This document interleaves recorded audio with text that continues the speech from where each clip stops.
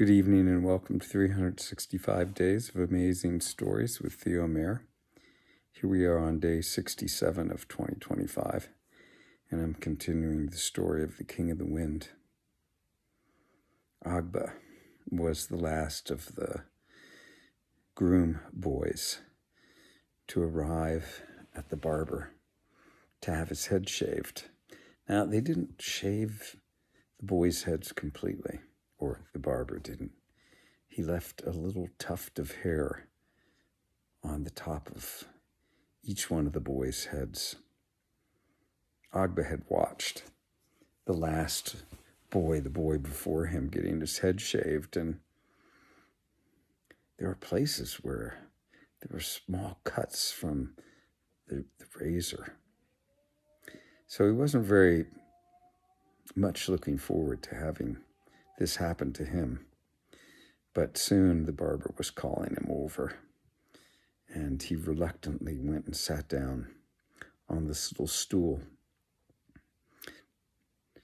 The barber sharpened his stone, or his razor, first on a stone and then on a leather strap.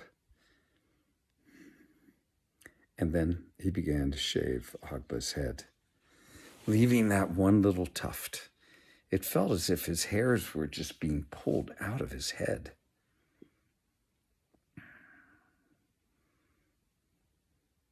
It was over, but none too soon. And off he went to bathe. Now the barber went over, razor in hand, to make sure that the boys bathed in the proper way that they were supposed to. They were meant to pour water over themselves 3 times to make sure every bit of their bodies were washed, including in between their toes, which all of the groom boys did all of their work completely barefoot. Once washed, they dressed themselves in white garments that had been provided, and then placed red turbans on top of their head. Soon, Signor Achmet came to get them, and in single file, they began their march toward the Sultan's palace.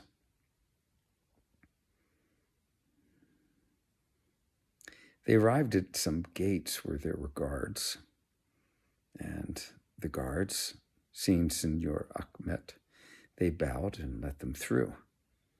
Now, Agba was taking note of everything.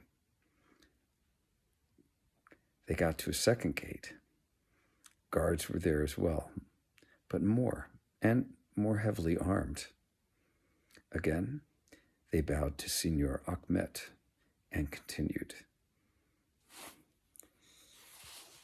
Through a third gate and a fourth gate, and finally to a fifth gate, where the guard that was there, huge man, stopped them.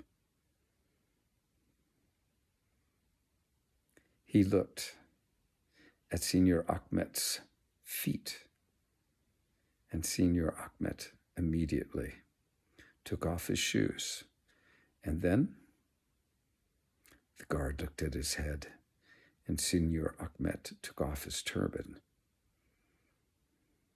They left the door before entering. And once through this last set of doors, who was off in front of them? But the Sultan himself, Sultan Moulay Ismail. And we'll leave the story there.